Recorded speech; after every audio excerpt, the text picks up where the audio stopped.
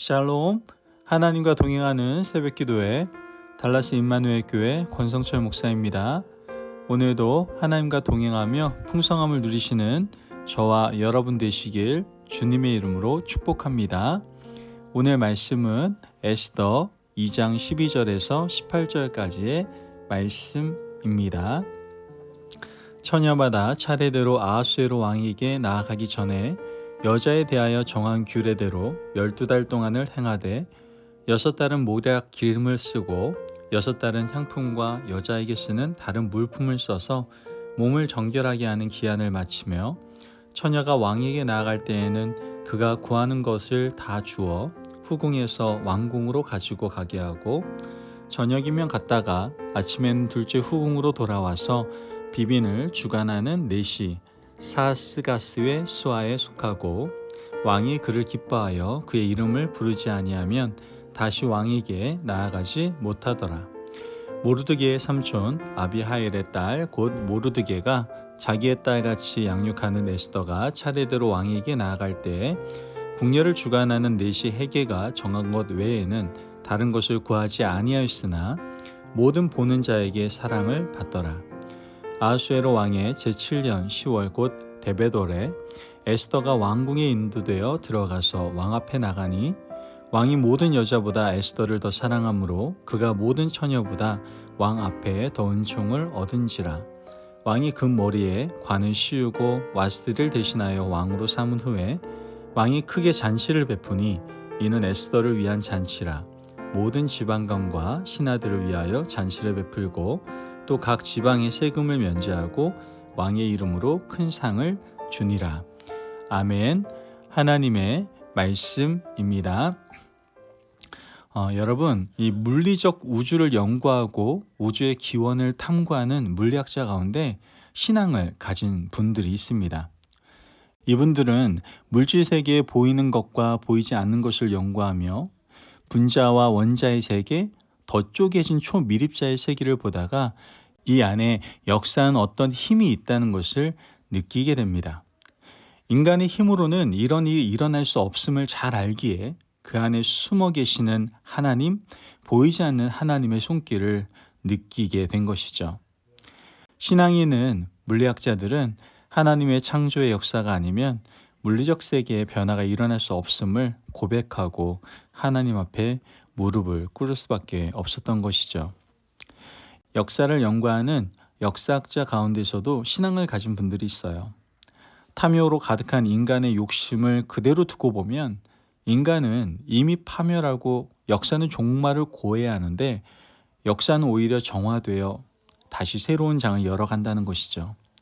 인간의 탐욕스러운 본성으로서는 새로운 역사는 창조될 수 없지만 악의 역사는 종말을 고하고 선한 의지의 새로운 역사가 세상을 바꾸어가는 것을 보면서 역사를 주관하는 어떤 분명한 힘이 있다는 것을 깨닫게 되었던 겁니다. 의사들 가운데도 신앙을 가진 분들이 계십니다. 아직까지 정복되지 않은 질병도 많고 인간의 몸을 탐구하면 탐구할수록 설명할 수 없는 부분이 너무 많아서 창조의 하나님을 고백하지 않을 수 없었다는 것이죠. 물리학자들이 연구하는 세계나 역사학자들이 연구하는 역사의 기록이나 의사들이 연구하는 인간 신체는 숨어 계신 하나님이 일하는 영역임을 우리는 알 수가 있게 됩니다. 우리가 잘 아는 하나님은 우리 앞에 보이는 부분으로 드러나게 일하기도 하시지만 숨어 계신 하나님으로 더 크게 일하기도 하신다는 것이죠. 우리가 읽고 있는 에스더서에는 하나님이라는 이름이 단 한 번도 등장하지 않습니다. 하나님을 알 수 있을 만한 다른 이름도 에스더에서는 나타나지 않아요. 하지만 에스더를 통해서 하나님의 놀라운 섭리와 인도하심과 계획하심, 역사를 주관하시는 모습이 그 어느 성경보다도 강하게 나타나고 있다는 것이죠. 우리 인생도 그렇지 않습니까? 보이는 하나님이 우리 눈앞에 나타나셔서 인도하지 않아요. 하나님은 에스더처럼 숨어 계시지만 오히려 더 세밀하고 섬세하게 인생을 이끌어가고 계시는 분임을 우리는 알게 됩니다. 오늘 우리가 읽은 본문에서 숨어 계신 능력이 하나님의 백성들을 주관하고 있음을 우리는 분명히 깨닫게 되는데요.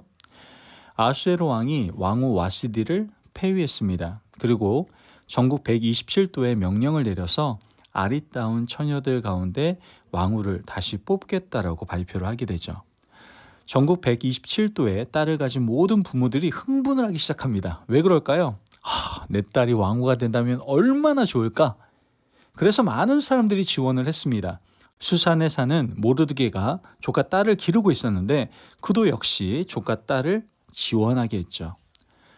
에스더서 2장 7절 말씀을 보면 그의 삼촌의 딸 하다사 곧 에스더는 부모가 없었으나 용모가 곱고 아리따운 처녀라. 그의 부모가 죽은 후에 모르드게가 자기 딸같이 양육하였더라.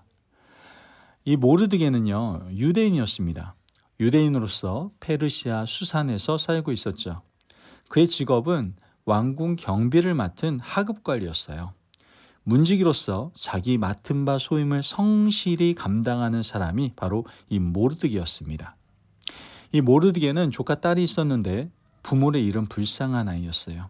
모르드게는 바로 이 기회에 조카 에스더를 왕후에 세우고자 하는 생각을 가지고 지원을 하게 됐던 것이죠.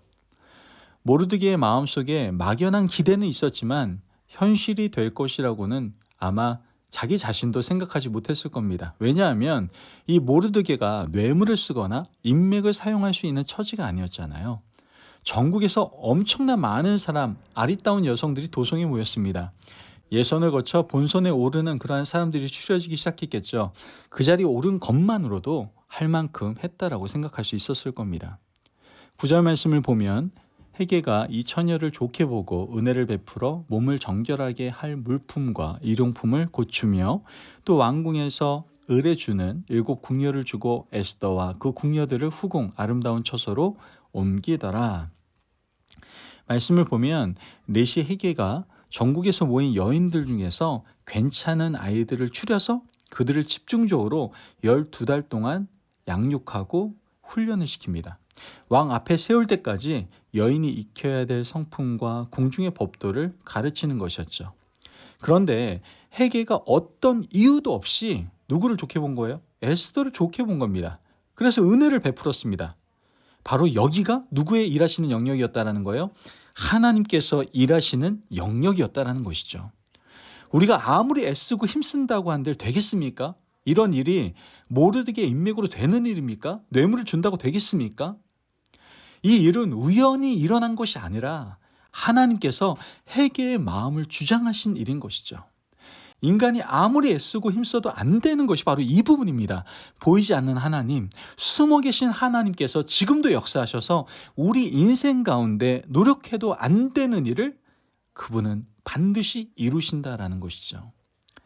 그러므로 우리는 하나님께서 우리 인생에 개입하시고 일하기를 기대하고 기다리며 맡겨야만 합니다.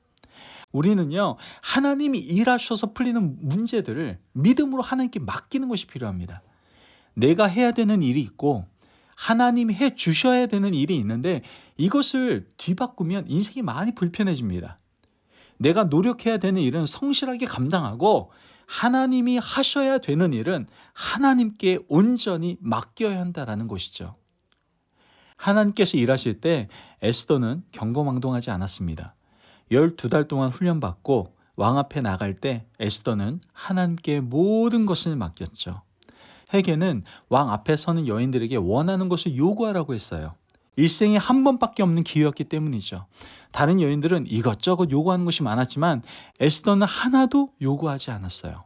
15절 말씀을 보면 모르드게의 삼촌 아비하일의 딸 곧 모르드게가 자기의 딸같이 양육하는 에스더가 차례대로 왕에게 나아갈 때에 궁녀를 주관하는 내시 헤게가 정한 것 외에는 다른 것을 구하지 아니하였으나 모든 보는 자에게 사랑을 받더라. 말씀을 보면 궁중에서 지급되는 물품 이외에는 아무것도 요구하지 않고 그대로 왕 앞에 나가게 되는 것을 보게 됩니다. 에스더는 지혜로운 여인이었어요. 지금 여기서 옷을 하나 더 두르고 명품을 치장한다고 해서 왕의 마음을 사로잡을 수 있다고 생각하지 않았던 겁니다. 헤게의 마음에 들어 은혜를 입은 것도 하나님이 하신 일이니 왕에게 나아가는 일도 누구에게 맡기겠다라는 거예요? 하나님께 맡기고 나가겠다라고 결단했던 것이죠. 하나님이 일할 때에는 내가 물타기해서 안 돼요. 그럼 곤란해집니다. 나는 나의 일을 하고 하나님이 하실 일은 하나님께 맡기는 것이 지혜예요. 여러분, 이런 마음으로 왕에게 나아갔을 때 어떤 일이 벌어집니까? 17절 말씀을 보면 왕이 모든 여자보다 에스더를 더 사랑함으로 그가 모든 처녀보다 왕 앞에 더 은총을 얻은지라. 왕이 그의 머리에 관을 씌우고 와스디를 대신하여 왕으로 삼은 후에. 왕은 모든 여자보다 에스더를 더 사랑하고 그녀에게 은총을 베풀게 됩니다. 이것이 바로 사람이 할 수 있는 일이 아니다라는 것이죠. 하나님께서 왕의 마음을 움직이셨기 때문에 일어난 일이다라는 거예요.